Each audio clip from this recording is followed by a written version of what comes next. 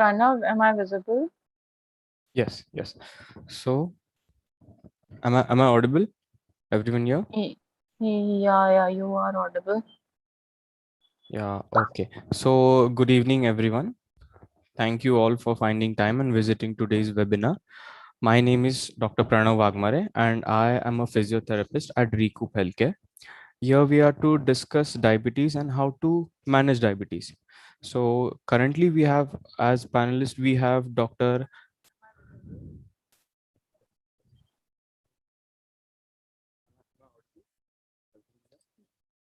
Okay, so here in the panelist team, we have Dr. Ankita Bora. She is a physician. We have Dr. Kalyani ma'am. She is a physiotherapist. And we also have our nursing administrator, Tejaswini ji. So, uh, talking about diabetes, there are a lot of misconceptions, notions on why Indians are being the among the top ranking countries in terms of diabetes. Still, there are a lot of misconceptions. Okay, what is diabetes? Diabetes, is it related to sugar levels only? Is it related to high sugar levels only or low sugar levels only? So we have a physician at Recoup, Dr. Ankita ma'am. So Ankita ma'am, coming to you, diabetes क्या है? क्या आप हमें थोड़ा सा और elaborate करके detail में बता सकते हो कि डायबिटीज एग्जैक्टली क्या है, क्या फैक्टर्स है? आप सिंपल टर्म्स में डायबिटीज को कैसे डिफाइन कर सकते हो? Okay, so hi Pranav. Thanks for giving me this opportunity to speak over this platform. Uh, about diabetes, जैसे कि आपने बताया कि लोगों के बारे में लोगों के मन में काफी नोशंस हैं कि डायबिटीज एक्चुअली होता क्या है. पीपल आर क्यूरियस कि कैसे डेवलप होता है डायबिटीज. ठीक है. देन क्या सिम्टम्स हो सकते हैं, कैसे हम इसको घर पे रह के हम प्रिवेंट कर सकते हैं ताकि हमको डायबिटीज ना हो. So over the course of webinar will come across through various points जहां हम एक्सप्लेन करेंगे कि आप कैसे डायबिटीज को प्रिवेंट कर सकते हो, घर पे मैनेज कर सकते हो, क्या कंडीशंस हैं, जब क्या सिचुएशंस या सिम्टम्स हैं जब जहां आपको किसी फिजिशियन के पास जाने की जरूरत है. So coming to the point, diabetes actually एक मेटाबॉलिक डिसीज है, या आजकल के टर्म्स में कहा जाए तो एक लाइफस्टाइल डिसीज है, जहां बॉडी ये हैंडल नहीं कर पाती कि उसको शुगर कैसे रेगुलेट करना है बॉडी में, शुगर या ग्लूकोज को कैसे रेगुलेट करना है बॉडी में. ठीक है. सो इन सिंपल टर्म्स, जैसे इंसुलिन बॉडी में नॉर्मली इंसुलिन प्रोड्यूस होता है बॉडी में. ठीक है. और इंसुलिन जो है वो बॉडी में जो शुगर है उसको सेल्स के बॉडी के सेल्स के अंदर लाता है. ठीक है. तो नॉर्मली जो नॉर्मल पेशेंट है जिसका ब्लड ग्लूकोज कंट्रोल में है, ठीक है, या ब्लड ग्लूकोज हेल्दी रेंज में है, तो क्या होता है उसमें इंसुलिन हेल्दी लेवल में राइट टाइम पे राइट अमाउंट पे रिलीज होगा. ठीक है. और वो हेल्प करेगा ग्लूकोज को सेल में एंटर करने में. बट जहां किसी पेशेंट का हाई ब्लड ग्लूकोज लेवल है, ठीक है, वहां पे क्या होता है, ग्लूकोज बिल्डअप होता है काफी सारे कारणों से, कि इंसुलिन ही नहीं बन पा रहे जो कि मेन रीजन है ग्लूकोज को रेगुलेट करने का. ठीक है. और अगर इंसुलिन बन भी पा रहा है तो सेल्स उसको यूज नहीं कर पा रहे. ठीक है. एंड देन कभी कभी क्या होता है कि लिवर ही कुछ ज्यादा ग्लूकोज रिलीज करता है. So there are various scientific reason, but general terms में ऐसा है कि बॉडी जो है शुगर को रेगुलेट नहीं कर पा रही है. ठीक है. अब जनरल टर्म्स में क्या है कि डायबिटीज के दो टाइप्स हैं. वैसे साइंटिफिक टर्म्स में there are various types, but general population के नॉलेज के लिए there are two types of diabetes, एक है टाइप 1 और एक है टाइप 2. ठीक है. तो टाइप 1 में क्या होता है, बॉडी जो है, बॉडी का जो इम्यून सिस्टम है, ऑटो इम्यून सिस्टम जिसको हम बोलते हैं, वो डिस्ट्रक्ट करने लग जाता है पैनक्रियाज के बीटा सेल्स को जो कि इंसुलिन प्रोड्यूस कर रही है. ठीक है. और ये किसी भी एज में डेवलप हो सकता है. ठीक है. इसमें जो बॉडी है वो सही मात्रा में इंसुलिन बना ही नहीं पाती है, तो इसको हम इंसुलिन डिपेंडेंट डायबिटीज भी बोलते हैं, क्योंकि इंसुलिन बन ही नहीं रहा है तो पेशेंट को इंसुलिन लगेगा. पहले के मतलब लाइक कुछ सालों पहले तक ऐसे होता था कि ये सिर्फ चिल्ड्रन मतलब छोटे बच्चों का और यंग एडल्ट्स का ही डिसीज माना जाता था. बट आजकल ये बहुत लेट भी डेवलप होता है तो ये एडल्ट्स में भी दिखने मिलता है. ठीक है. अराउंड सपोज अगर 100 पेशेंट्स है डायबिटीज के तो ये 5% केसेस में मिलता है. और इसको प्रिवेंट करने का कोई ऐसा वे नहीं है कि आप इसको प्रिवेंट कर सकते हो, बिकॉज ये सॉर्ट ऑफ जेनेटिक डिजीज है, नॉर्मल लैंग्वेज में कहा जाए तो. टाइप 2 डिसीज जो है, टाइप 2 डायबिटीज जो है, वो एक टाइप का लाइफस्टाइल मॉडिफिकेशन जो आजकल लोग कर रहे हैं, कि सेडेंटरी लाइफस्टाइल है, डाइटरी चेंजेस है, प्रोसेस्ड फूड खा रहे हैं, ठीक है। देन स्ट्रेस फैक्टर्स काफी बढ़ गए हैं, स्लीप इश्यूज हैं, तो ये उन चीजों के कारण होता है टाइप 2 डायबिटीज। एंड इसमें क्या होता है कि बॉडी जो है इंसुलिन प्रॉपरली प्रोड्यूस कर पाती है, बट बॉडी जो है उस इंसुलिन को रेजिस्ट करती है, ठीक है। तो इसलिए हम इसको नॉन इंसुलिन डिपेंडेंट डायबिटीज भी बोलते हैं। पहले ऐसे बोला जाता था कि ये सिर्फ एडल्ट्स में होता है, बिकॉज ये सेडेंटरी लाइफस्टाइल या स्ट्रेस या इन सब चीजों के कारण आता है, बट आजकल बच्चे खेलते नहीं हैं, ठीक है। प्रोसेस्ड फूड बहुत ज्यादा खा रहे हैं, लाइक बर्गर, पिज्जा, चीज, प्रोसेस्ड चीज, देन देर इज चॉकलेट, या जो भी ये चीजें हैं जो बच्चे आजकल खाते हैं, तो उसके कारण उनमें ओबेसिटी डेवलप होती है, फिर उसके बाद डायबिटीज होता है, and then the vicious cycle of diabetes and obesity, which we call diabesity in newer terms.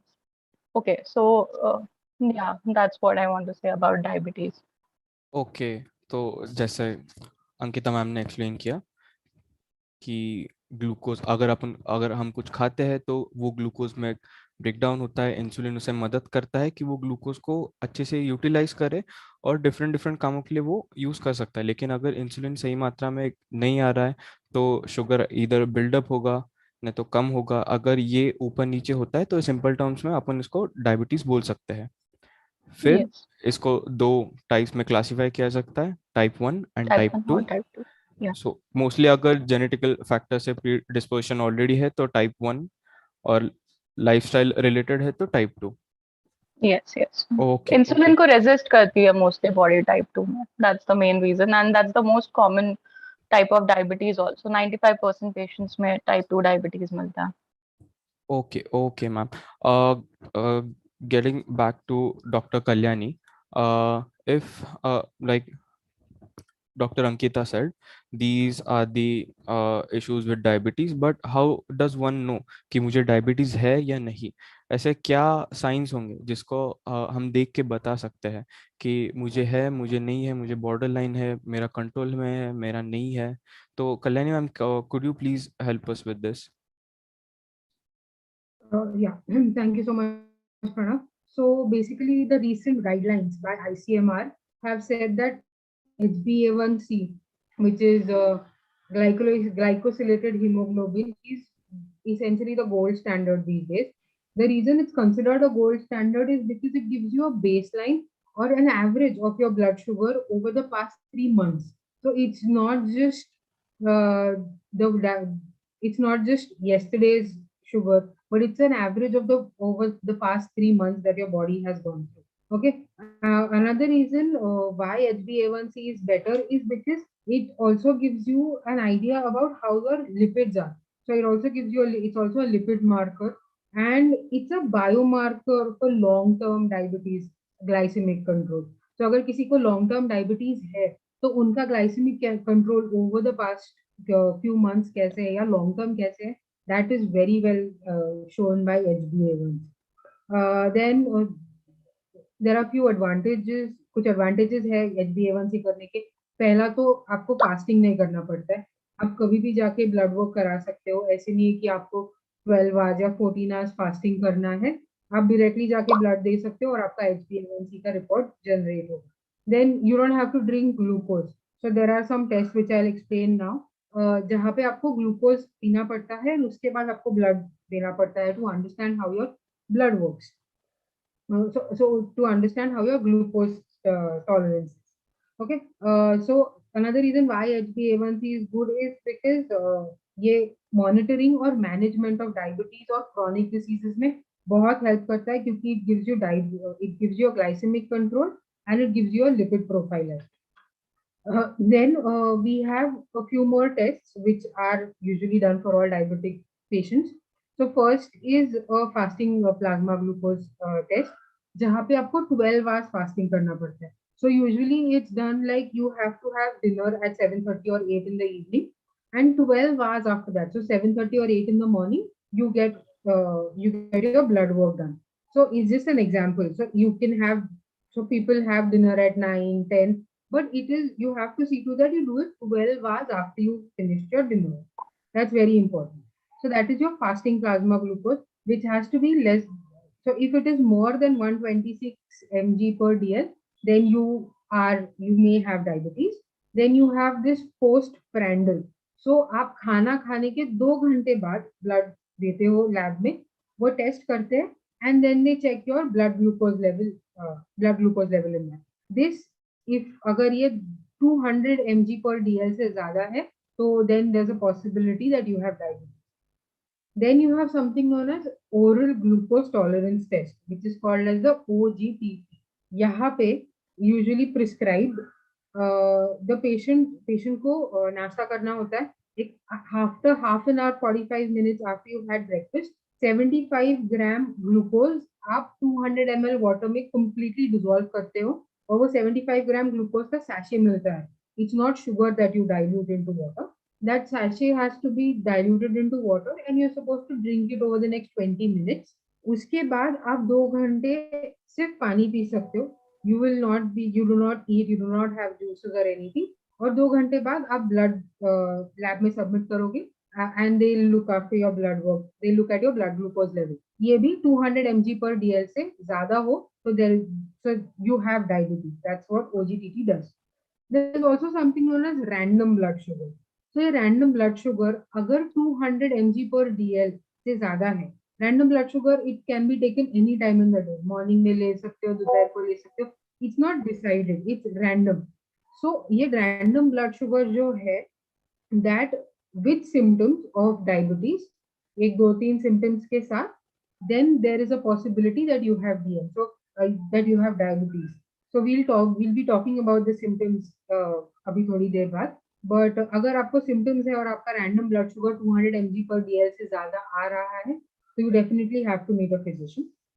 For coming back to HbA1c, five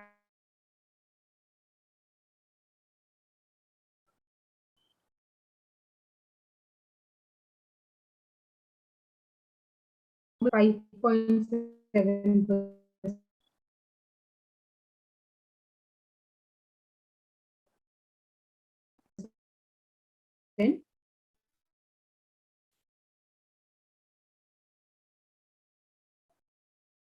अगर प्री डायबिटीज है आपको,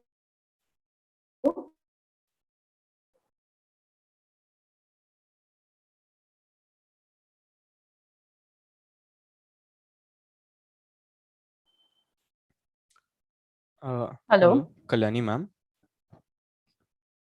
I think there's some glitch, I guess. Okay. We'll just give her a few seconds. तब तक we'll revise this again. तब तक Ankita ma'am, Yeah. Kalyani ma'am ने अभी discuss किया, 4 टेस्ट डिस्कस किया उन्होंने. HbA1c एक था, रैंडम ब्लड शुगर एक था, एक फास्टिंग था जो खाली पेट करते हैं, एक पोस्ट मील था जो खाने के बाद after few hours you can do it, and दूसरा था oral glucose tolerance test. Yeah. Very complicated test.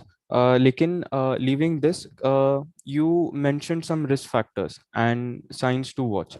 कि रिस्क फैक्टर्स क्या है, क्या देखने चाहिए कि इससे अपने को पता चल सकता है कि आई हैव डायबिटीज, और is it Yeah, like the symptoms at you're it's talking worst और about. कंट्रोल में है या नहीं, ये कैसे पता करें? The symptoms you're talking about to watch yes. out in a yes. person. Okay. So basically कुछ जो basic symptoms है वो तो लोगों को पता ही होते हैं कि प्यास ज्यादा लग रही है, या भूख ज्यादा लग रही है, या यूरिन का फ्रीक्वेंसी बढ़ रहा है, ठीक है, या बहुत टायर्ड लग रहा है, ठीक है. तो ये सारे सिम्टम्स जो है वो लोगों को पता रहता है mostly. But to add on to some symptoms जो लोगों को नहीं पता है, कॉमन लोगों को, वो मैं बताना चाहूंगी यहाँ पे, वो एड्रेस करना चाहूंगी. जैसे सपोज आपका ब्लरी विजन हो गया, इन सब सिम्टम्स के साथ सपोज आपका विजन थोड़ा सा ब्लरी है, ठीक है, मतलब आपको धुंधला दिख रहा है थोड़ा, या अगर आपको लेथार्जी बहुत ज्यादा है, मतलब लाइक आप पूरे दिन भर में कुछ काम नहीं कर रहे हो और फिर भी आप बहुत टायर्ड और लेथार्जिक फील कर रहे हो, तो even that is a symptom to watch out, ठीक है. देन क्या होता है कि नॉर्मली लोग एक या दो बार जो सीजनल बीमार पड़ते हैं, नॉर्मल लोग जो होते हैं कि कभी कभार लाइक बारिश में बीमार पड़ जाएंगे, या फिर स्प्रिंग सीजन में एलर्जीज हो जाएंगी, तो ये बहुत कॉमन है, ये नॉर्मल लोगों को भी हो जाती है, ठीक है। बट डायबिटीज में क्या होता है कि इम्यूनिटी काफी कम हो जाती है, तो लाइक इंसान को क्या होने लग जाता है कि लाइक हर 2 हफ्ते में वो बीमार पड़ जाएगा, कभी उसको बुखार हो जाएगा या कभी कोई और बीमारी हो जाएगी बड़ी, ठीक है। तो उसकी इम्यूनिटी काफी कम हो जाती है, मतलब हर हर 1 महीने में उसको कुछ ना कुछ बीमारी लगी हुई है, बहुत ज्यादा फ्रीक्वेंट इन्फेक्शन हो रहे हैं। तो even that is a sign to watch out कि आपकी इम्यूनिटी अचानक से इतनी कम क्यों हो रही है, ठीक है। अब Yes, yes. Along with these symptoms, ठीक है। फिर सपोज जैसे हमको चोट लगती है, ठीक है, तो क्या होता है कि हम नॉर्मली जब हमको चोट लगती है तो 1-2 दिन दर्द होता है, तीसरे दिन से हम लोग देखते भी नहीं है और फिर वो अपने आप मतलब ठीक हो जाता है। बट डायबिटीज में क्या होता है कि जो हमारा हीलिंग मैकेनिज्म है, it is not that good. तो वहां पे क्या होता है, हीलिंग जो होता है वुंड्स का या कट्स का, इट्स वेरी स्लो। मतलब आप देख रहे हो कि आप 1 हफ्ता हो गया, 2 हफ्ता हो गया, फिर भी आपका जो नॉर्मल सा कट लगा था वो हील नहीं हो रहा है। तो even that is a sign to watch out. फिर एक्सेसिव वेट गेन या वेट लॉस हो रहा है बहुत जल्दी, ठीक है, so even that is a sign to watch out. Then यहाँ पे वेजाइनल इन्फेक्शंस जो होते हैं फीमेल्स को बहुत कॉमनली हो जाते हैं, मतलब फंगल इन्फेक्शंस, ठीक है, even that is a sign to watch out कि आपका शुगर थोड़ा ज्यादा है। Then one more common symptoms जो लोग इग्नोर करते हैं, उनको लगता है कि नहीं मैं मतलब थकावट के कारण या कुछ विटामिन डेफिशिएंसी के कारण, मतलब होता है वो विटामिन डेफिशिएंसी के कारण भी, बट जैसे पाँव एकदम नम पड़ जाते हैं, ठीक है, टिंगलिंग सेंसेशन होने लग जाता है पाँव में। सो even that is a sign to watch out कि मतलब आपके पाँव सुन पड़ गए अचानक से, ठीक है। अपार्ट फ्रॉम दैट डायबिटीज के कारण क्या होता है कि एक मैरिड कपल के सेक्सुअल लाइफ में भी काफी सारे प्रॉब्लम्स आते हैं। So all these symptoms are the symptoms to watch out.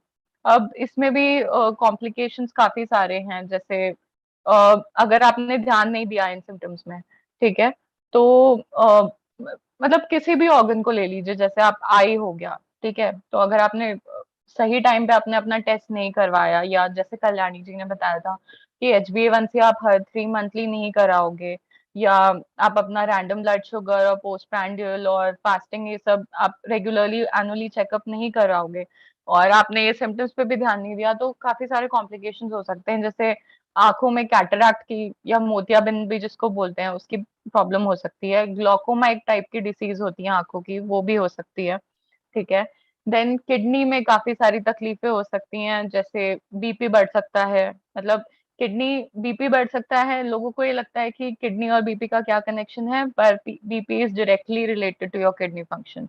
अगर आपका किडनी अच्छे से काम नहीं कर रही है तो आपका बीपी भी नहीं सही रहेगा, ठीक है।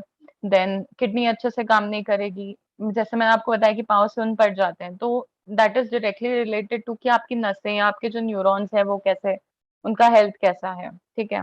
तो न्यूरॉन्स पे इफेक्ट होता है। ब्रेन में स्ट्रोक के चांसेस बढ़ जाते हैं, सेरेब्रोवास्कुलर एक्सीडेंट, अचानक से चक्कर आना, स्ट्रोक में जाना, कोमा में चले जाना, एकदम से शुगर हाई हो गया, तो वो भी होता है। हार्ट डिसीज मतलब हार्ट अटैक, मतलब आजकल आपने देखा होगा रिसेंट केसेस में काफी मिला है कि स्मोकिंग और डायबिटीज के केसेस थे, या मतलब कुछ भी मेटाबॉलिक डिसीज के केसेस थे, 35-40 की एज में आजकल कार्डियक अरेस्ट के कारण डेथ हो रही है, बिकॉज उनका कुछ ना कुछ अनडायग्नोज्ड रह जाता है, ठीक है। तो diabetes is a major cause कि आजकल 35-40 ईयर्स के एज में भी ये मतलब कार्डियक अरेस्ट हो रहा है। एक्सट्रीमिटीज में काफी चेंजेस आते हैं, आपका ब्लड सर्कुलेशन काफी स्लो हो जाता है, उसके कारण आपके पाँव में दर्द होने लग जाएंगे, आपके जॉइंट्स दर्द होने लग जाएंगे, तो ये सारे कॉम्प्लिकेशंस हैं डायबिटीज के। अपार्ट फ्रॉम दैट एक चीज मैं यहाँ पे एड्रेस करना चाहूंगी कि पीसीओडी एक कंडीशन है, आजकल हर फीमेल मतलब 3 में से 2 फीमेल में काफी कॉमन है पीसीओडी जो है। तो पीसीओडी जो है it is directly related to your insulin resistance. Insulin resistance मतलब बॉडी जो है वो आपका जो इंसुलिन प्रोड्यूस हो रहा है उसको रेजिस्ट कर रही है, तो इंसुलिन रेजिस्टेंस उसका मेन कारण है पीसीओडी का, उससे इरेगुलर मेंसेस और मेंस्ट्रुअल साइकिल्स ये सब होती हैं, ये सारे कॉम्प्लिकेशंस हैं यहाँ पे।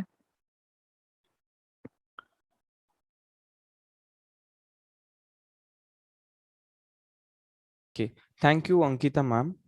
बहुत सारे कॉम्प्लिकेशंस थे। जैसे आपने बोला कि these were the factors, increase frequency of urination, sweating ज़्यादा हो रही है, अगर चक्कर बहुत आ रहा है, कुछ खाया भी नहीं है फिर भी आपको ऐसा लग रहा है कि बहुत कुछ मतलब नींद आ रही है, ये हो रहा है वो हो रहा है, so these are a lot of complications. अगर डिफरेंशिएट करने जाए तो आपने जैसे बोला था कि रिस्क फैक्टर्स को असेस करना आना चाहिए कि what are these risk factors. So I would really it would really help if Kalyani ma'am would explain us what all risk factors we should be aware of.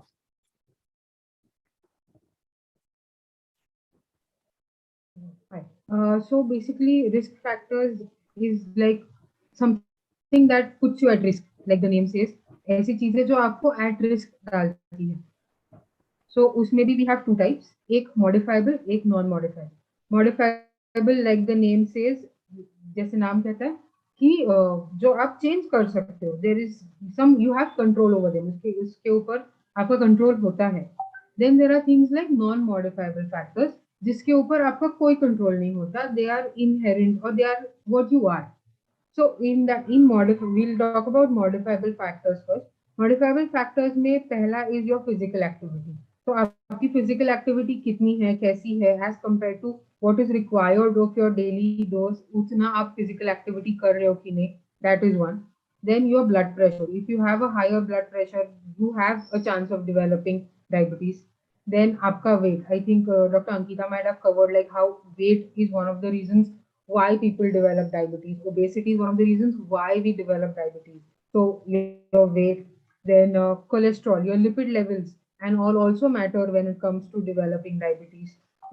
If you have any addictions like smoking or alcohol consumption, that also is like an added load रहता है body पे, जिसकी वजह से diabetes develop हो सकती है.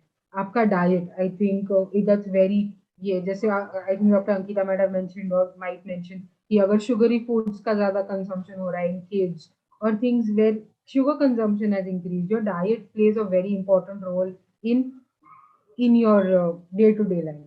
Then agar stress and well being, this is one of the very important things these days. It's like a vicious cycle that it runs into. अगर आपको स्ट्रेस है तो आपको डायबिटीज होगा, डायबिटीज की वजह से फिर से स्ट्रेस होगा, स्ट्रेस की वजह से फिर से डायबिटीज, मतलब your sugar levels will go up. So stress is one of the very important factors जो आप modify कर सकते हो. तो it's modifiable. That's why it's still something that is in your hand, जो आपके हाथ में है. Then there is sleep.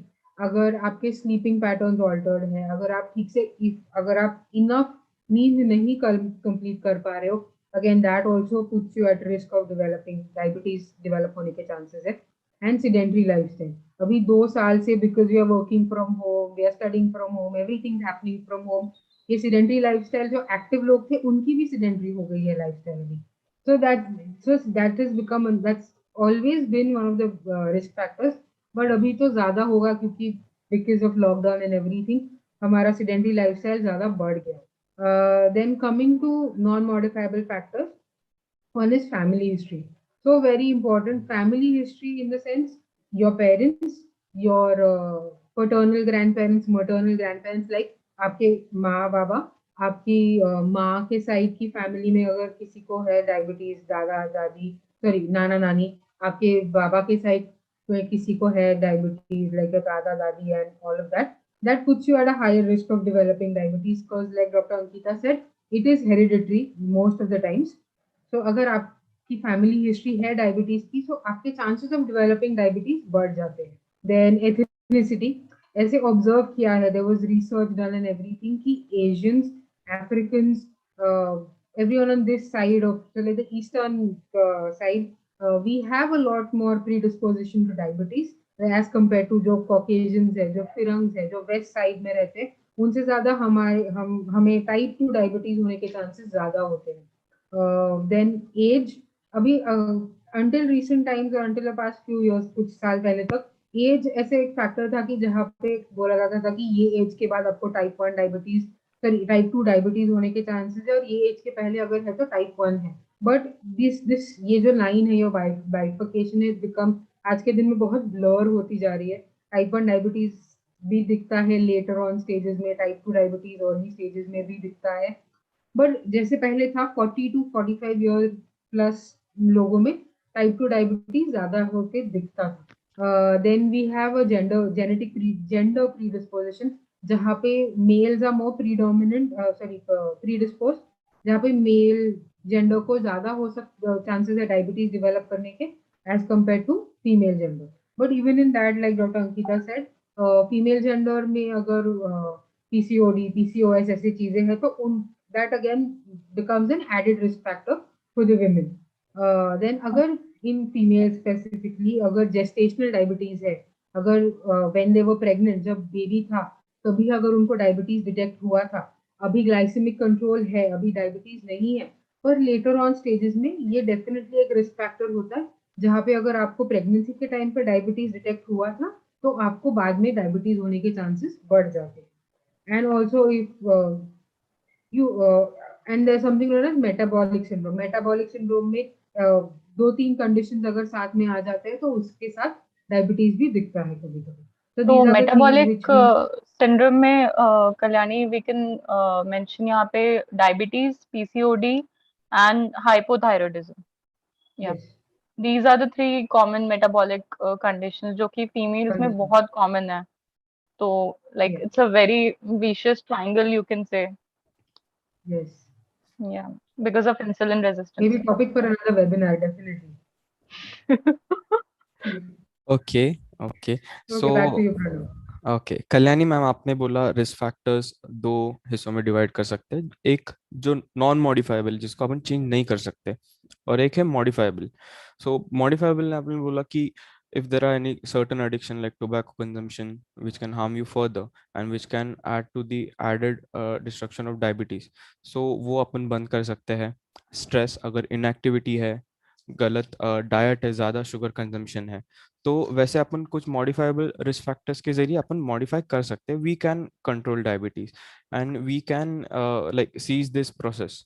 सो जैसे अंकिता मैम ने बोला था कि सर्टन साइंस है जो मोस्टली अडल्ट्स में अपन नोटिस कर सकते हैं, लेकिन जैसे मैम ने सेशन के स्टार्टिंग में बोला था कि this is also found in young population. So अगर यंग पॉपुलेशन में आता है तो what are these signs to be looked in for, कि बच्चों में ऐसे क्या होता है कि बच्चा बोल रहा है कि बहुत ज़्यादा थक रहा हो, या खेलना ही नहीं है, या यूरिन फ्रीक्वेंसी बहुत ज़्यादा आ रहा है. तो ऐसे क्या सिम्टम्स है, क्या साइंस है कि we need to look for them. Okay, so बच्चों में भी मोर और लेस सिम्टम्स यहाँ पे सेम ही है प्रणव. ठीक ओके है कि बच्चा अगर बोल रहा है कि मतलब बहुत ज्यादा प्यास लग रही है मम्मी, ठीक है, मेरे को भूख बहुत ज्यादा लग रही है, और इतना खाने के बाद भी उसका वेट लॉस हो रहा है या फिर एक्सट्रीम वेट गेन हो रहा है. ठीक है, मतलब लाइक बहुत कम टाइम फ्रेम में उसका वेट लॉस बहुत ज्यादा है, अनइंटेंशनल है वो भी, एंड वेट गेन बहुत ज्यादा है, तो that is one of the signs to watch out. फिर बच्चे नॉर्मली क्या होता है, दे आर वेरी एक्टिव. ठीक है, मतलब खेलने जाना है मम्मी, ये खेलूंगा वो खेलूंगा, कूदते रहते हैं इधर से उधर. ठीक है, पर यहाँ पे क्या, डायबिटीज में अगर बच्चे को चाइल्डहुड डायबिटीज है, ठीक है, जो कि आजकल टाइप 1 टाइप 2 दोनों ही मिलता है बच्चों में, ऐसा कुछ नहीं है कि ओके टाइप 1 ही मिलेगा जैसे पहले होता था. तो यहाँ पे क्या होता है, बच्चा ऐसे पड़ा रहेगा एक जगह, फटीग, मतलब काफी उसको थकावट और ये सब होने लगेगी. फिर वो इरिटेबल हो जाता है, मतलब बहुत ज्यादा चिड़चिड़ा हो जाता है वो. ठीक है, मतलब कुछ भी हर चीज में मतलब टैंट्रम्स थ्रो करेगा, थोड़ी थोड़ी चीजों में रोना धोना, या उसका बिहेवियर चेंज हो जाएगा.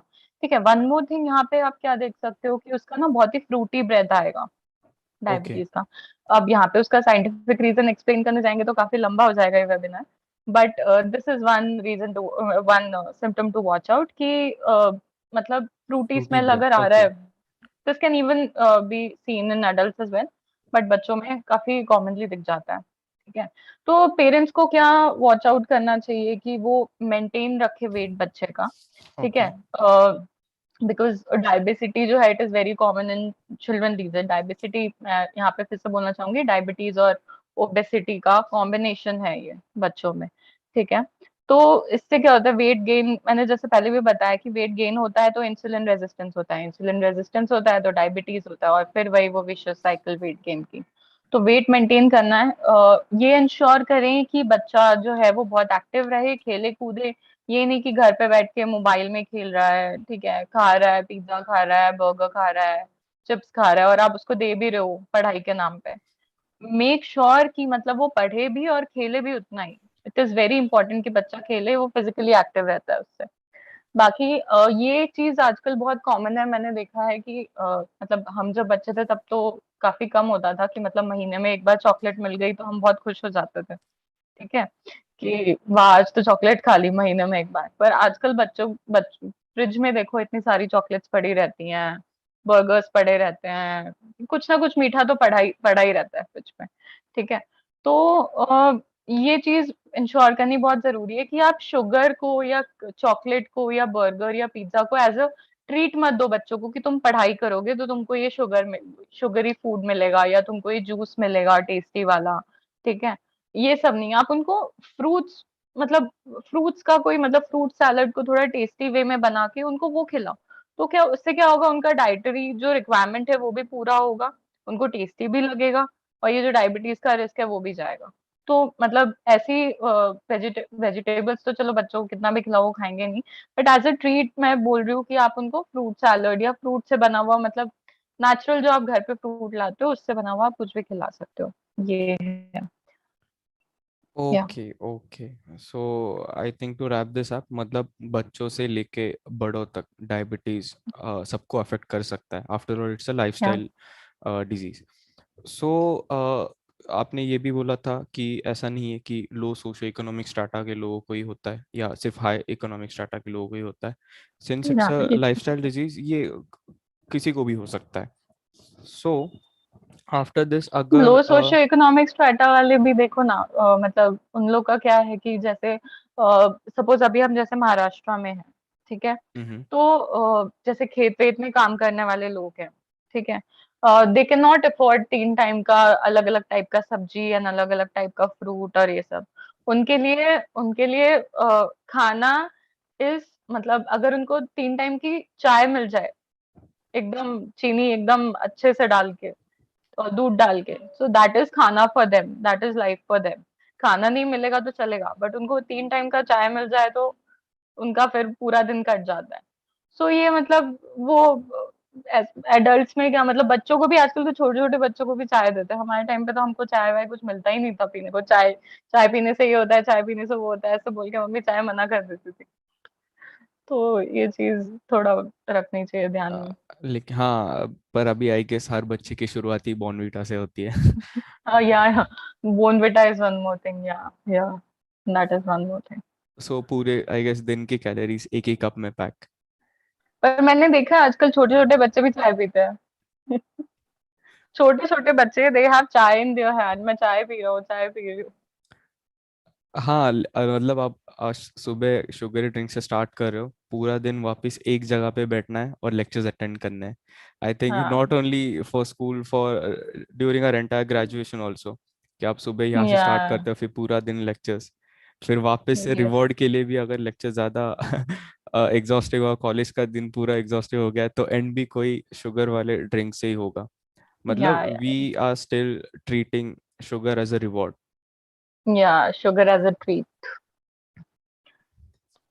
Fine okay Pranav. Okay, so getting further, अगर मुझे पता चला है कि I have diabetes, so what are the ways that we can self monitor diabetes, और are there any ways okay, like we can monitor diabetes ourselves, or we see should normally take help? जैसे if you want to be safe, ठीक है, सो nowadays बहुत ही nominal price में glucometer का machine जो है वो आ जाता है। इतने पैसे आप, जितना पैसे आप हैवी शुगर के ड्रिंक्स में और प्रोसेस फूड में खर्च करते हो, 3 टाइम का बर्गर जो आपका आता है ना, उतने में आपका एक बार का ग्लूकोमीटर भी आ जाता है। एक 2-3 दिन बर्गर नहीं खाओगे तो आपका ग्लूकोमीटर आ जाएगा, ठीक है। तो ग्लूकोमीटर का कैसा है कि कहीं से भी ऑर्डर कर सकते हो आप, ऑनलाइन भी ऑर्डर कर सकते हो, आजकल हर जगह अवेलेबल है, ठीक है। जिस भी टाइप का आपको चाहिए, जिस भी कलर का आपको चाहिए, हर हर टाइप का अवेलेबल है। यहाँ पे मेन थिंग ध्यान में ये रखनी चाहिए कि घर पे मेजर करने के लिए आपका कितना लेवल होना चाहिए जो आपका सेफ रहे, ठीक है। तो Okay.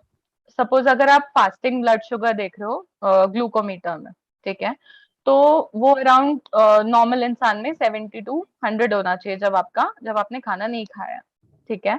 और पोस्ट मील मतलब अगर आपने जैसे अगर दोपहर में खाना खाया उसके 2 घंटे बाद आप मेजर कर रहे हो तो उसको पोस्ट मील बोलते हैं। तो वो अराउंड 70 to 140 होना चाहिए। ठीक है। प्री डायबिटीज कंडीशन क्या है, मतलब डायबिटीज डेवलप नहीं हुआ है पर हो सकता है, there are very high chances that you are gonna develop diabetes if you don't control your diet. ठीक है। तो उसका लेवल कितना है, फास्टिंग ब्लड शुगर का level is around 101 to 100-125 fasting blood sugar का लेवल है। और अगर पोस्ट मील देखो जो आप मतलब जो 2 घंटे के बाद वाला मैंने बताया था खाने के बाद वाला, वो 141 to 200 आया अगर आपका मिलीग्राम पर डीएल, तो that is post pre diabetic condition. खाने के Okay. बाद अगर आपका 141 to 200 आया, फुल ब्लोन डायबिटीज या जिसको हम ओवर डायबिटीज बोलते हैं कि आपको डायबिटीज है ही और ये वैल्यूज अगर आपके घर के ग्लूकोमीटर में आ गई हैं, तो आपको बहुत जरूरी है कि आपको फिजिशियन के पास जाना ही पड़ेगा आगे की ट्रीटमेंट के लिए, प्रॉपर टेस्ट करवाने के लिए, जैसे कल्याणी ने बताया HbA1c है, देन हमारा फास्टिंग ब्लड शुगर है जो कि हम वीनस ब्लड से लेते हैं, बिकॉज ग्लूकोमीटर में तो जो हम लेते हैं वो हम फिंगर से लेते हैं ना, तो venous blood is more accurate for. और ये हम जो घर पे जो ग्लूकोमीटर से नाप रहे हैं, ये हमको एक आइडिया देता है कि हाँ हमारा इतना है, हम रिस्क में है। तो प्री डायबिटीज के जैसे मैंने आपको बताया लेवल, डायबिटीज का कैसा होता है, अगर आपका फास्टिंग ब्लड शुगर 125 के आसपास आ रहा है मतलब खाली पेट, तो आपको डायबिटीज के हाईली लाइकली चांसेस है कि आपको डायबिटीज है। और पोस्ट मील शुगर आपका मतलब खाने के 2 घंटे बाद वाला 200 के आसपास आ रहा है, 180 to 200, even then you are at risk. ठीक है। तो now we have a nursing administrator with us, Tejaswini ji, जो कि एक बहुत ही हार्ड वर्किंग नर्स है। आई विल रिक्वेस्ट देम कि तेजस्विनी जी प्लीज आइए एंड एक डेमो करके दिखा दीजिए सबको कि कैसे आप घर पे ग्लूकोमीटर से ब्लड शुगर मेजर कर सकते हो। Yes, thank you so much Ankita ma'am. आपने जैसे बताया कि ग्लूकोमीटर कैसे मैनेज करना है घर पर शुगर तो मैं बता देना चाहती हूँ। Good evening all of you. मैं अभी आपको प्रोसीजर करके बताऊंगी कि ग्लूकोमीटर कैसे मैनेज करते हैं। ये है ग्लूकोमीटर, ये है ग्लूकोमीटर प्रिकर पेन, ये है प्रिकर और ये है स्ट्रिप्स, जो कि मैं कैसे आपको यूज करना है वो मैं बताऊंगी। पहले हम पेन ओपन करेंगे, जो कि ओपन हो जाता है ये पेन, प्रिकर पेन, जो कि हम इसमें डाल देंगे प्रिकर ये, और ये पुल कर देंगे। ठीक है। उसके बाद में ये इस पे हमें मॉनिटरिंग दिया है 1 2 3 4 5, जो कि हम जैसे हम कंफर्टेबल है प्रिकर यूज करने में तो कर सकते हैं। मैंने 4 पे रखा है अभी ये मॉनिटरिंग पेन। तो मैम उसके बाद आपने में हम तेजस्विनी मैम आपने जो हाँ जो पेन था उसको ओपन किया, then you inserted the pin, और अपन पिन को एडजस्ट कर सकते हैं कितना यस यस, यहाँ पे मार्किंग दिया है। ओके ओके 2 3 दिख रहा है? हाँ हाँ हाँ, यहाँ पे मार्किंग है 2 3 4 5, तो मैं 4 पे रख रही हूँ। जैसे पेन एडजस्ट कर सकते हैं ना, उसी टाइप से हमें ये पेन ऐसे एडजस्ट करना। ठीक है। ओके। उसके बाद में हमने ये स्ट्रिप्स जो है एरो दिखाया है, एरो एरो से ये अंदर डालना है हमें ये ग्लूकोमीटर।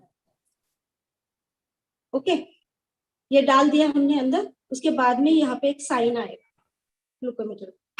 उसके बाद में अल्कोहल स्वाब से हम जो कि है ये यहाँ पे क्लीन कर देंगे और ड्राई करने के लिए रख देंगे दूसरे स्वाब से। आपके पास अल्कोहल स्वाब नहीं होगा तो कोई प्रॉब्लम नहीं है, आप हैंड वॉश कर सकते हैं, या फिर अभी कोविड की वजह से तो हम हमारे यहाँ पे सैनिटाइजर रहता है घर पे, तो वो यूज कर सकते हैं। उसके बाद में ड्राई करने के बाद ये जो पेन मैंने उठाया है, यहाँ पे जो एक बटन दिया है वहां प्रिक आपको प्रेस करना है, जो कि आप थोड़ा पाम करेंगे आपके हाथों को। ओके, फिंगर को रेडी करना है। या और उसके बाद में यहाँ पे फ्रंट पे आपको ये पेन प्रिक करना है। ओके। तो मैंने ये यहाँ पे प्रिक कर दिया। उसके बाद में ज्यादा प्रेस नहीं करना है आपको, ज्यादा प्रेस करने के बाद रीडिंग में थोड़ा सा ऊपर नीचे हो सकता है, रीडिंग प्रॉब्लम आता है, तो प्रिक करना है। उसके बाद में रैंडम शुगर आ गया 122, तो यहाँ पे मुझे ऐसे निकालना। ओके। तो इजी मेथड है। आपको समझ में आया ये? Yes, yes, ma'am. Yes, ma'am. या फिर एक For बार थैंक यू और भी बोलना? Tejaswini ji. Thank you so much ma'am. okay, तो ये मेथड अपन घर पे भी कर सकते हैं. All you need घर is पे a घर पे कर glucometer. सकते हैं, कहाँ भी कर सकते हैं। आपको Okay. हॉस्पिटल ऐसे नहीं कि हॉस्पिटल में ही करना है, आप ऑफिस वर्क ट्रैवल कर At रहे your हैं। own yes convenience. Travel Okay. करना है, या फिर आप बाहर जा रहे हैं तो ये कैरी करके ले जा सकते हैं आप आपके साथ में। तो एक पेन था, ग्लूकोमीटर था, तो पेन में अपन ने ओपन करके एडजस्ट करके पिन सेट किया प्रिक करने के लिए. फिर से दिखाओ ये। या एक बार इंस्ट्रूमेंट्स फिर से दिखा दीजिए, हाँ, किसको एक क्या बार, बोलते हाँ. हैं तेजस्विनी जी। ओके, तो ये जो पेन है ये मैंने ऐसे ओपन किया, ओके. ठीक है। तो ये जो पहले वाला वन प्रिक यूज है, ये सिंगल प्रिक यूज, ये ओके. यूज एंड थ्रो, एक ही बार यूज कर सकते हैं वो यस पिन. यस एक ही बार ओके. यूज कर सकते हैं। और एक ही बंदे को अगर हम ग्लूकोमीटर यूज कर रहे हैं तो उनको हम सेकंड टाइम भी यूज कर सकते हैं, लेकिन मोस्ट ऑफ हमें एक ही बार यूज करना चाहिए। ओके. ये नीडल है ये, ओके. तो मैंने ये इसमें ऐसे डाल दिया, ठीक है। उसके बाद में मैंने ऐसे पुल कर दिया धीरे से, ओके. ये तो हो पिन गया। एक्सपोज हो गया. या। ओके. उसके बाद में ये एडजस्टेबल है, 1 2 3 4 5। तो आपको जैसे चाहिए वो ऐसे इसमें मैंने क्लिक कर दिया। उसके हाँ, बाद में मगर 2 पे रखना है, 4 तेजस्विनी पे जी, रखना है। यस सो अगर स्किन बहुत मोटी है तो अपन एडजस्ट कर सकते हैं. यस अगर, यस ऑफ कोर्स, हाँ, अगर खून नहीं निकल रहा है तो we can adjust it to 2 3 4 likewise. Yes okay. Yes. और उसके बाद में पेन जैसे हम करते हैं ना, बॉल पेन रहता है हमारे हाँ, पास, हाँ, हाँ. सेम। उसके बाद में ये यहाँ पे एक बटन रहता है यहाँ, ठीक है। ओके. उसके बाद में हमने ये स्ट्रिप्स जो एरो दिखाया है उस हाँ, साइड से अंदर डालना है, ग्लूकोमीटर में एंटर किया. जो ये ओके. साइन आएगा शुगर का। उसके बाद में हमें इजीली क्लीन करके यहाँ पे सिंपल मेथड से यहाँ पे पुश करना है, इजी मेथड से। उसके ओके. बाद में थोड़ा सा ही ब्लड निकालना है। एक बार रीडिंग भी दिखा दीजिए कैसे आता है। नॉर्मल है।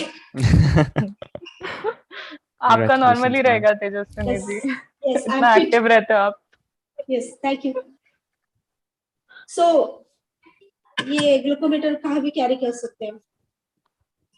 Thank you so much Tejaswini Okay. जी, पूरा Thank 2 you, bar ma'am. Explain करने के लिए इतना पेशेंस है। Thank you. अपने रिवाइज भी करवा के लिए अच्छे से. Looks हाँ like we have a question here today. The question is from Deepesh Karupat. Thank you for your okay question. He asks, what are the major reasons for diabetes in kids? Okay okay so Deepesh ji, ये मैंने पहले भी answer किया है आपको। Diabetes के बच्चों में 2 कारण हो सकते हैं। अम, उम, जैसे मैंने बताया था, टाइप 1 हो सकता है, टाइप 2 भी हो सकता है, ठीक है। तो टाइप 1 में क्या होता है, टाइप 1 का जेनेटिक प्रीडिस्पोजिशन होता है। उसमें क्या होता है कि बच्चा जो बच्चे की बॉडी जो है वो ऑटो इम्यूनिटी से उसके जो बीटा सेल्स हैं पैनक्रियाज के, उसको डिस्ट्रॉय कर रही है। बीटा सेल्स जो है वो इंसुलिन प्रोड्यूस करते हैं, और अगर इंसुलिन बीटा सेल्स डिस्ट्रॉय हो जाएंगे तो इंसुलिन नहीं प्रोड्यूस होगा, और अगर इंसुलिन नहीं प्रोड्यूस होगा तो ब्लड शुगर जो है वो रेगुलेट नहीं होगा, वो सेल्स में नहीं जा पाएगा, वो ब्लड में ही रहेगा। तो that is type 1 diabetes in children. ये नॉर्मली बच्चों में ही बहुत अर्ली ऑनसेट होता है, इनका बच्चों में ही मिल जाता है, बट आजकल लेट मतलब एडल्ट लाइफ में भी मिल रहा है। टाइप 2 जो है it is totally dependent on lifestyle. मतलब जैसे बच्चे आजकल उनका फूड हैबिट्स अच्छे नहीं हैं, they are having juice, chocolates, burgers, pizzas, ये जितने भी हाई ग्लाइसेमिक इंडेक्स वाले जो फूड आइटम्स हैं उनके इनटेक के कारण इनका जो है वो शुगर बढ़ जाता है। प्लस उनका जो सेडेंटरी लाइफस्टाइल है आजकल बच्चों का, पूरे दिन they have to attend online lectures, और फिर शाम को वो फोन में गेम खेलते हैं, और फिर रात को खाना वाना खा के सो जाते हैं, ठीक है। प्लस पेरेंट्स जो उनको ये बोलते हैं कि पढ़ोगे तो तुमको चॉकलेट मिलेगा, पढ़ोगे तो तुमको बर्गर खिलाएंगे, पढ़ोगे तो ये करेंगे, ये खिलाएंगे, तो that is like these are the reasons for them to develop diabetes. Some have genetic predisposition, we cannot help it, we need treatment for it of course, but ये जो modifiable risk factors है, जैसे diet है, उनका sedentary lifestyle है, then उनका जो activity है फिजिकल, बच्चों को जितना देर वो पढ़ते हैं ना, मेरे ख्याल से उतना ही देर उनके लिए खेलना भी बहुत ज्यादा जरूरी है. तो these are the reasons why children develop diabetes. That's what I feel. Okay, thank you, Dipesh, for your question. Yes, thanks Dipesh for the question. So, Ankita ma'am, अभी अपन ने डिस्कस किया क्या है डायबिटीज, Yeah. क्या what are the signs to look for, what are the risk factors, what are the complications. लेकिन दो ऐसे बहुत कॉमन मिथ्स है, वैसे तो बहुत सारे मिथ्स है, but these are the by far the commonest ones. कि फर्स्ट वन इज कि मुझे डायबिटीज सिर्फ शुगर कंज्यूम करने से ही होता है, या सिर्फ वाइट फूड मुझे अगर मैंने अवॉइड किया तो I can prevent diabetes. And second one was कि अगर मैं ओरल मेडिकेशंस पे हूँ, कि अगर मेरे पास एक गोली है शुगर कंट्रोल करने के लिए, तो मेरा डायबिटीज बहुत कंट्रोल में है. वेयर अगर मेरे पास एक्सटर्नली Insulin. एडमिनिस्टर्ड इंसुलिन है, तो मेरा डायबिटीज बहुत सिवियर है, शुगर ऑलमोस्ट मतलब बहुत आउट ऑफ कंट्रोल है. तो can you address this issues? Okay, so first issue लोगों का ये है, मिथ है, काफी जो पेशेंट्स में देखती हूँ डे टू डे बेसिस पे, ठीक है, उनका फर्स्ट क्वेश्चन यही रहता है कि मैम चावल बंद कर दूं ना, चावल पूरा बंद कर दूं तो मेरा डायबिटीज ठीक हो जाएगा ना, और मैं ब्रेड भी नहीं खाऊंगा, मैं पोटैटो भी नहीं खाऊंगा, तो फिर ये सब चीजें बंद कर दूंगा तो मेरा ठीक हो जाएगा. मैम आप बोलो तो मैं रोटी भी बंद कर देता हूँ, ठीक है, मैं सिर्फ दाल खाऊंगा, मैं सब्जी खाऊंगा.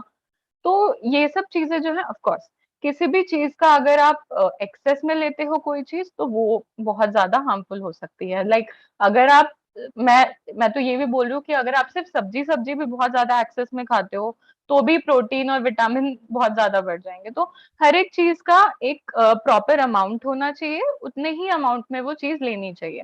तो ऐसा कुछ नहीं है कि आपको रोटी या आपको चावल या आपको पोटेटोज बंद करने की जरूरत है. हर एक चीज, जैसे अगर मैं ये बोल रही हूँ कि सपोज अगर आप हफ्ते में एक बार पिज्जा भी खा रहे हो, ठीक है, फॉर दैट मैटर, तो आप खाओ, नो प्रॉब्लम, बट पूरा पिज्जा, लार्ज पिज्जा मत खाओ, एक स्लाइस खाओ and B content with it कि हाँ ठीक है, ये मेरा हफ्ते का हो गया, मैं पिज्जा भी खा रहा हूँ. बाकी का पूरा हफ्ता आप हेल्दी चीजें खाओ, घर का बना हुआ. अगर आप सपोज चावल भी खाना चाहते हो, आप रोटी भी खाना चाहते हो, तो एक वाटी या एक कटोरी जो है वो चावल लो, और फिर 1 या 1.5 रोटी आप ले सकते हो. सब्जी ले सकते हो, उसके साथ सैलड ले सकते हो, मिक्स सैलड, उसमें मतलब हल्का सा चाट मसाला स्प्रिंकल करके. You should never sprinkle salt over it, ये एक चीज है. तो ये सब चीजें ध्यान में रखोगे तो आई डोंट थिंक कि मतलब कुछ भी, कोई भी चीज आप थोड़ा अगर खाओगे तो आपको कुछ भी इशू होगा. तो ये ऐसा आप खा सकते हो. दूसरा इशू क्या था प्रणव? हेलो.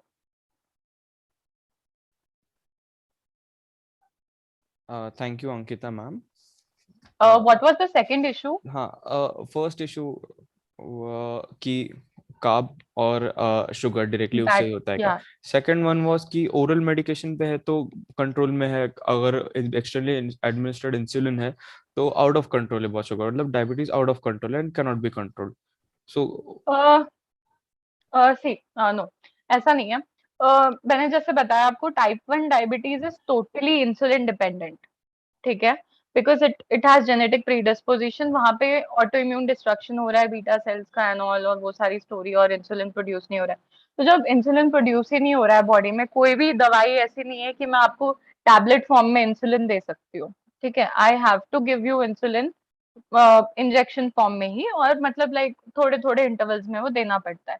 तो ऐसा कुछ नहीं है कि मतलब आपको इंसुलिन इंजेक्शंस लग रहे हैं तो आपको मतलब डायबिटीज बहुत ही आपका हाई लेवल पे शुगर चल रहा है, और अगर आपको मेडिकेशन चल रहे हैं इसका मतलब ये नहीं है कि आपका शुगर बहुत ज्यादा कंट्रोल.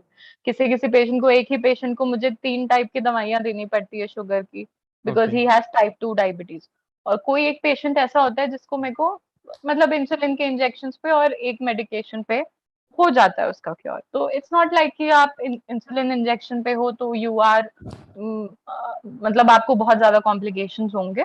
ये आपका ट्रीटमेंट प्लान है, आपका डायबिटीज ही उस टाइप का है कि आपको इंसुलिन लगेगा, और टाइप 2 डायबिटीज जो है वो उसी टाइप का है कि उसमें मेडिकेशन लगेगा, ये चीज है। या ओके, मतलब जैसे आपने बोला था सबका डायबिटीज अलग है, यस सबका यस। इशू अलग है, तो there will be different treatments, सबका या यहाँ सेम ट्रीटमेंट नहीं पे होगा।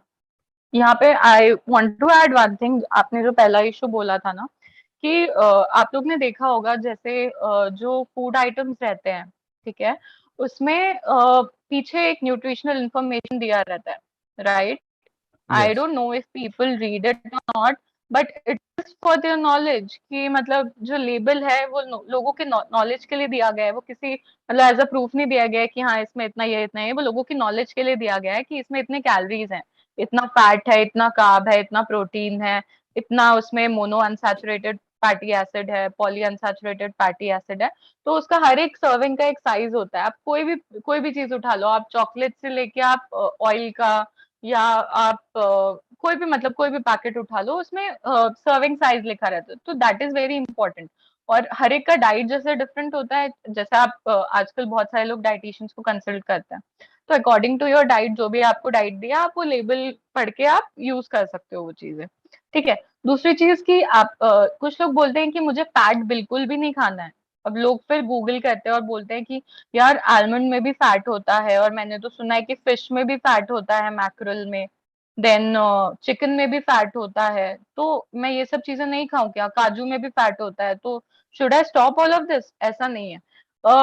दो एक, there is a good fat and there is a bad fat, ठीक है। तो जो गुड फैट है वो आप जितना ज्यादा खाओगे, it is good for your insulin resistance, मतलब जो आपका बॉडी इंसुलिन को रेजिस्ट करी, it's good for that view. तो ये बेसिकली ये जो फैट होता है, ये आपकी बॉडी को इन्फ्लेमेशन से बचाता है, और जो बैड फैट है ये ज्यादा इन्फ्लेमेशन करता है, ठीक है। तो इसको, जो बैड फैट है वो कम खाना, ऑब्वियसली उसको हम सैचुरेटेड या ट्रांस फैट या कोलेस्ट्रॉल भी बोलते हैं, और जो गुड फैट है उसको हम मोनो अनसैचुरेटेड फैटी एसिड या ओमेगा 3 फैटी एसिड भी बोलते हैं, एंड विच इज वो आपको आलमंड्स, नट्स और मैक्रल, फिश, चिकन, इन सब में मिल जाएगा। Yes. Okay, that really helped. Kalyani ma'am, I would like to ask you one question कि अगर कोई आता है कि I have this issue called diabetes और मेरा शुगर कंट्रोल नहीं है, so what would be the ideal approach for managing this situation or managing this condition, whether it be type 1 or type 2 diabetes? So, like now the treatment and everything is going more towards holistic approach. Earlier it used to be just one or tunnel vision approach. So now it's more holistic, where we have the physician involved, the family involved, the dietitian involved. Like you need to have a. So people have this assumption that dietitian yani ki going on a diet. So that is not the thing. Dietitian yani ki following a nutrition plan. So that nutrition should be included, physiotherapy should be included, and in cases of long-term patients or even patients who have stress-induced diabetes or diabetes-related stress, you need to include counselors as well. Like we had the then coming to home monitoring. So like they showed, like Tejaswini ji showed us BSL monitoring. घर पे कैसे हम BSL monitor कर सकते हैं, आप कैसे उसका डॉक्यूमेंटेशन रख सकते हो. So a lot of times the doctors also ask you to keep time to time documentations of how your insulin tracking is.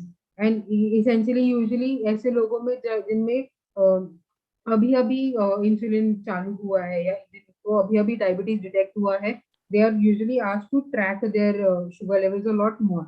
Then there are also applications available online जहाँ पे आप ट्रैक कर सकते हो, और जो आपको रिमाइंडर्स भी देते हैं कि okay it's time to track your, या चेक करो अपना ग्लूकोज कितना है, क्या है, कैसे हो रहा है. That is included in that. Then there are ICMR guidelines which say that every patient who is diagnosed with diabetes has to undergo an annual checkup. So ये annual checkup में eye checkup होता है. So again these are like जैसे knowledge में हमें जब school में सिखाया जाता है need to know knowledge होता है, good to know knowledge होता है, यानी उसके ऊपर का. So this is somewhere in good to know से थोड़ा आगे. So this is just for information. For this you have to have a very good physician. You need to know some, and you can't just get these things done apne aap.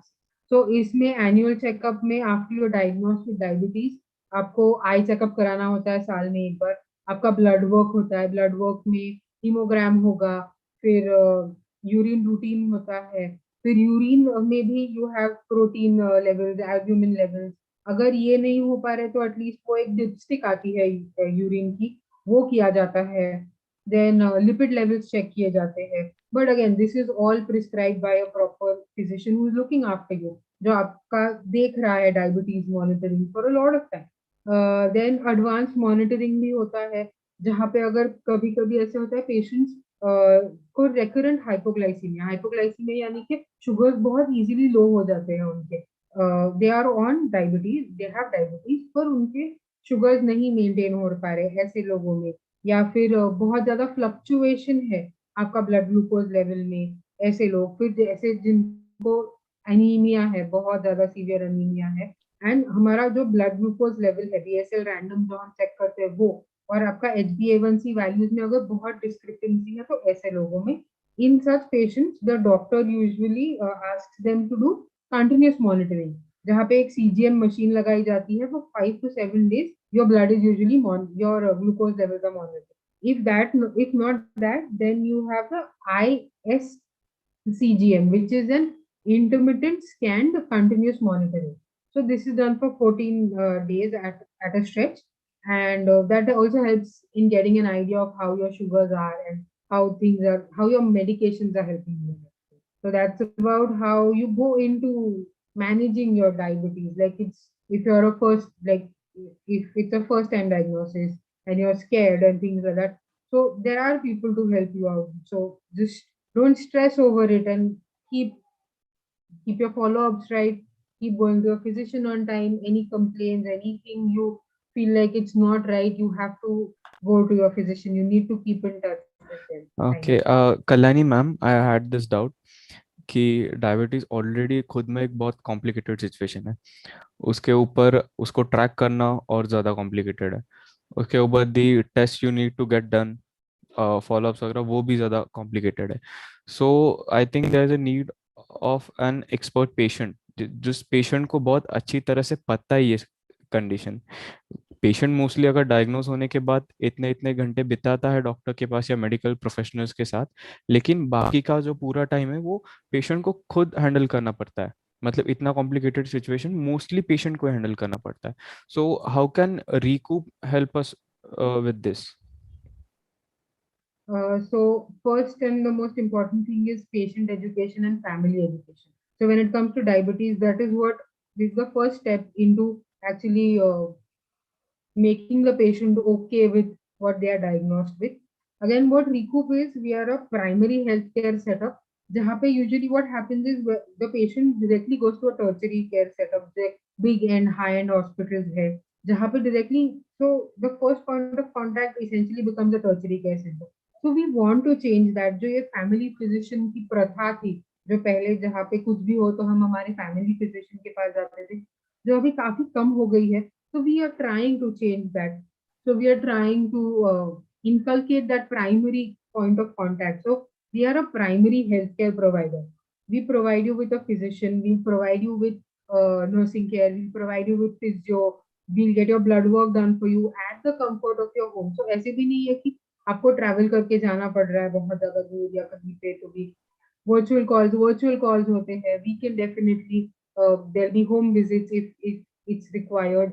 But make we're trying to bridge the gap, जो इतना बड़ा जो gap आ गया है, where patients are like नहीं हमें जाना ही नहीं है, कि अगर हम गए तो हमें 20-25 हजार रुपए खर्च करने पड़ेंगे, because it's a tertiary care center. That's what usually happens. And Kalyani, there's one more thing that I come across, कि patients are so much stressed about the symptoms they have, कि मतलब इतना सब लेके हम जाएंगे तो हमको डॉक्टर ये बोल देगा कि पहले आप साइकेट्रिस्ट के पास जाओ, कि आप इतना सारा टेंशन सर पे लेके बैठे हो. ठीक है, like patients tell this to me कि मैम कितना खर्चा हो जाता है, एक बार जाते हैं तो 20-25 हजार के तो टेस्ट हो जाते हैं, दवाइयां इतनी सारी दुनिया भर की, और जाना एक ही बार होता है, डॉक्टर आता है, डॉक्टर एक हमको जाना पड़ता है डॉक्टर के पास.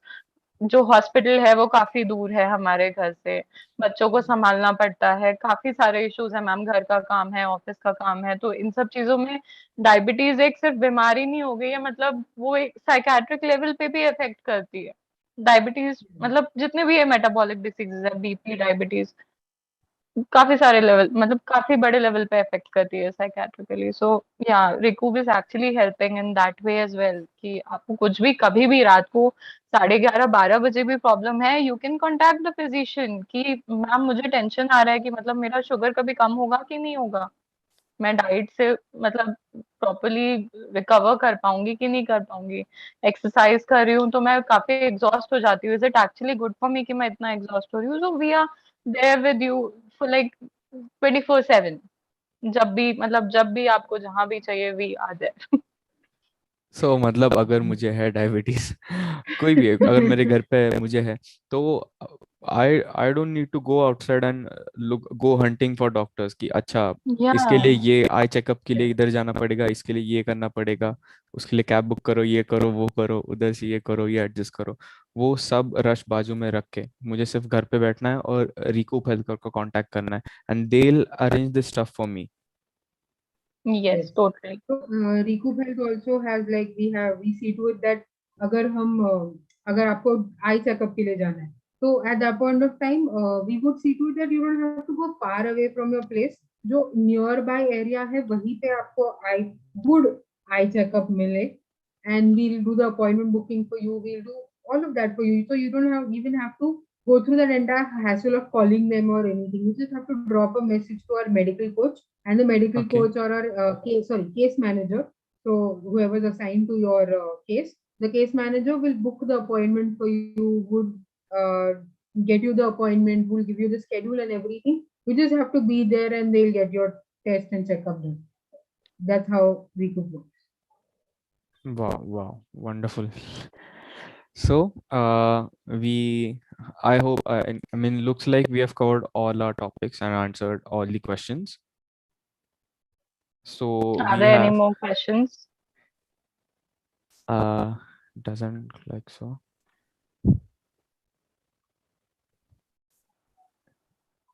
Uh, doesn't seem so.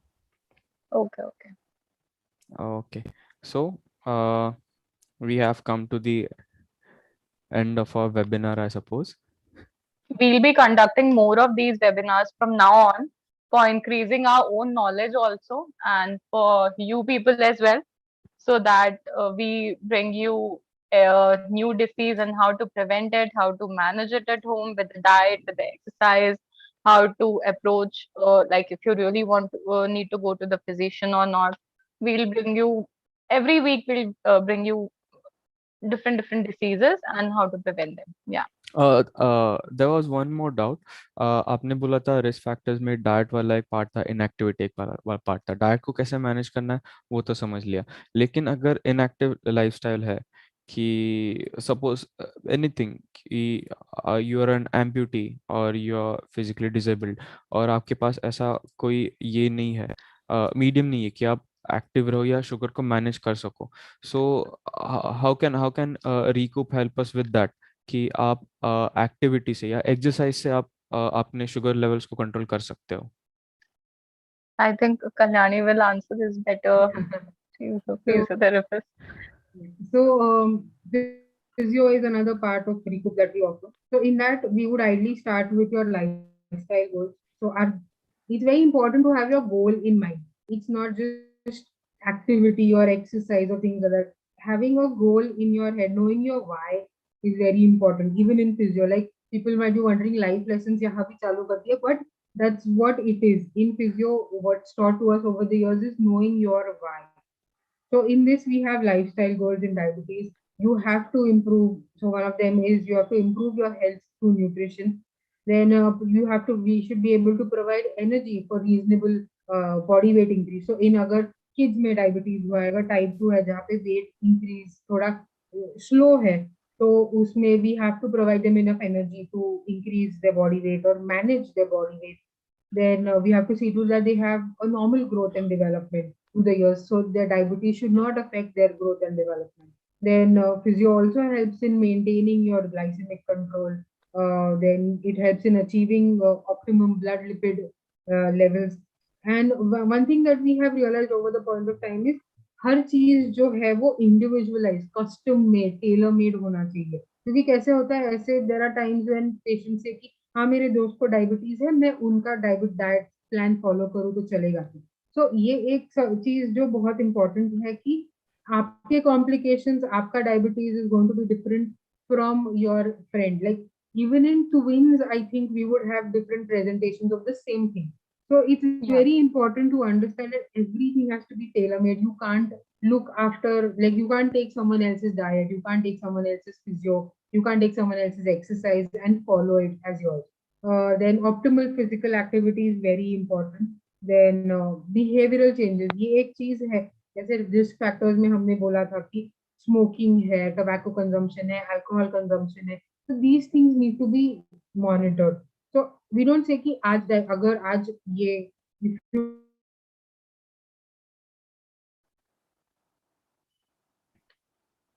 I think there's some issue from Kalyani ma'am's side. Yeah. आपको बंद करना है, ऐसे नहीं होगा. You have to move through it, you have to work through it. And stress management, like it's very important to manage your stress, because like we discussed before, stress, diabetes, so stress induces blood sugar imbalances, blood sugar imbalance again induces stress. So it's a vicious cycle which has to be broken. So stress management. And so coming to physical activity and exercise, so we have ACSM guidelines. So these are guidelines meant for designed for diabetes. They're designed for a lot of conditions.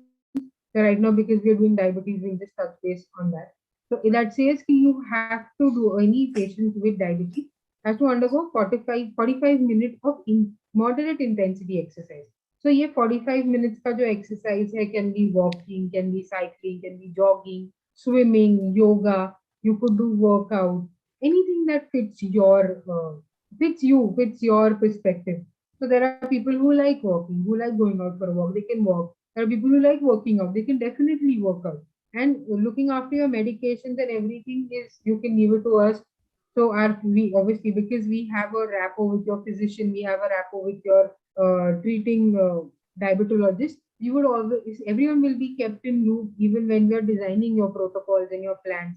So ऐसे नहीं कि हम खुद होके कुछ भी design कर रहे हैं. These plans are usually sent to your treating physician, to your treating diabetologist. We get an okay from them, and then we start these exercises for you. So that's how physical activity plays this thing. Another thing is, again, people say कि I'm taking injectable insulin. Will this affect my glycemic control? So it will affect your glycemic control in a good way. Exercise is proven to improve your insulin sensitivity. It reduces your risk of heart disease, because again, diabetes का एक complication आगे जाके heart disease होता है, like we discussed. Then it also it reduces your blood pressure. It manages your blood pressure.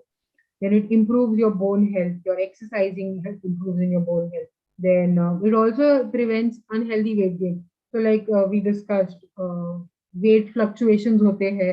कभी-कभी weight बहुत ज़्यादा बढ़ जाता है. So exercising regularly also helps with maintaining your weight. Then it helps in releasing stress and anxiety. So people usually ask me, how does this happen? So there are these happy hormones which we call endorphins and enkephalins, which are released after you exercise. So these, once you get a hang of this, once you start understanding how endorphins and enkephalins work, your body wants to exercise. Maybe initially कुछ दिन fatigue होगा, थक जाओगे आप. And fatigability is also one of the very common symptoms that we see in diabetes. So people say कि हम इतने थके हुए होते तो क्या exercise करेंगे? So I don't say कि you start with 45 minutes on day one, but you can start with 10-15 minutes, and then you can progress to 45. So 45 is the target. You do not go above 45 because it may become a lot, but start with 10-15 minutes and start progressing thoda karke, and then your final goal is 45 minutes. And it helps in, because the endorphins and enkephalins will help to make feel better at the end of the day. Then it also increases your strength, it increases your stamina. So again, your fatigability is reduced because your strength and stamina have improved. Then it helps sound sleep. So this usually happens that your body has X amount of energy. If you don't spend that energy, ना आपको नींद नहीं आएगा. So when you are exercising regularly, a lot of diabetic patients also complain कि उन्हें नींद नहीं आती.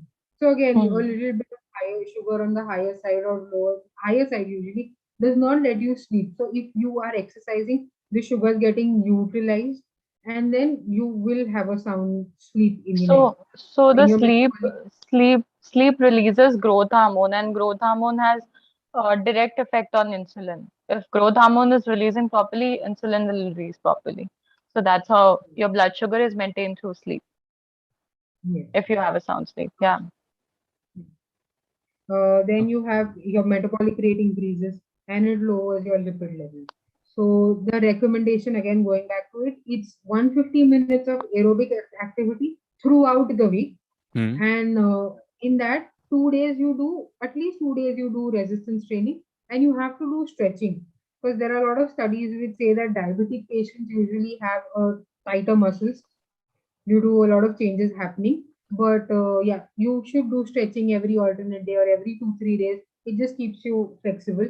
And yoga is always an option. You could just do yoga, because yoga may they do breathing exercises as well. They do.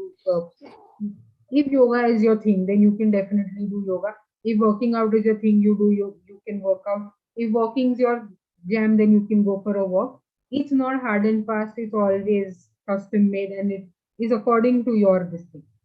So yeah, that's how physical activity, exercise, and all helps in managing diabetes. Okay, thank you, Kalyani ma'am, for the exercise part of diabetes. पर और एक myth था exercise से related कि अगर मैं ज़्यादा करूँ तो बहुत कम आ जाएगा एक्सरसाइज, बहुत कम आ जाएगा शुगर लेवल्स, तो वो भी एक डर रहता है कि हाइपोग्लाइसीमिया का, कि कितना अमाउंट में करना है, करूँ या ना करूँ, I am already on externally administered insulin, तो एक्टिविटी करना भी चाहिए या नहीं. So, like, will exercise improve the uptake of insulin or help with insulin resistance too? कि वो कम हो सकता है क्या? Would it help with sensitivity as well? So like there are times when you start off treatment for a newly diagnosed diabetic who's on injectable insulin. There are times when we do a we do a pre blood glucose level and we do a post blood glucose level. So before we start the treatment, we check how their insulin levels are, and then we do a post insulin level blood glucose level check. So that is like you keep them, you know that it's safe to exercise. So because energy production may maximum, and glucose is like the one thing that is very important in production of energy.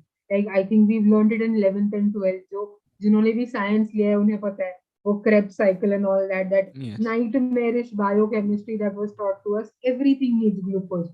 So the minute you start exercising, when your body switches from aerobic to anaerobic system, your glucose uptake increases. And because your glucose uptake is increasing, if your body is consistently exercising every single day, your insulin requirement also will go down because your glucose is being utilized. ये जो increase in blood sugar level है, ये जो glucose बनना है, ये automatically utilize हो रहा है कहीं तो भी, तो आपका insulin का usage, like requirement of insulin कम होगा over a period of time. So this happens a lot of times कि first time exercise कर रहे हैं diabetes के बाद, and the one that develops hypoglycemia. But that is okay. But this is when the patient is monitored. Like अगर आप recently diagnosed है, खुद होके exercise please मत करो, अकेले exercise definitely मत करो. It has to be under monitoring, because if you're on injectable insulin, like even in normal people who do not exercise and are on injectable insulin, there have been incidences where they have started profusely sweating and बहुत ऐसे एक hypoglycemic incident होता है even without exercising a lot of times when the body is getting used to it. So when you're exercising, you definitely need to be monitored initially. Later on, obviously, there'll be home protocols, there'll be things which you can do at home. But initial phases may, yes, monitoring is required, understanding of how your body is reacting to what do you say, insulin is required. But later on, yes, we'll taper it off. But yeah, insulin uptake definitely changes when your body gets used to your exercise that you put it through every. So आपका मतलब है अगर under supervision किया जाए तो it is beneficial under supervision Yes. और trial and Yeah. Error method थोड़ा सा in the initial phases. So for there not to be any error, you need it to be supervised. Okay, okay. Because Okay. usually patient को maybe Yeah. नहीं समझेगा, but because we are taught what to look for. Like these are the signs of hypoglycemia. These are the signs of hyperglycemia. Usually exercise करते time hyperglycemia बहुत highly unlikely होता है. Hypoglycemia ज़्यादा होने के chances होते हैं because glucose is getting taken up. So, but because we are taught what to look for, we would stop you right there and then. But again, this is initial phases. It's not like आपको long term supervised treatment लगेगा.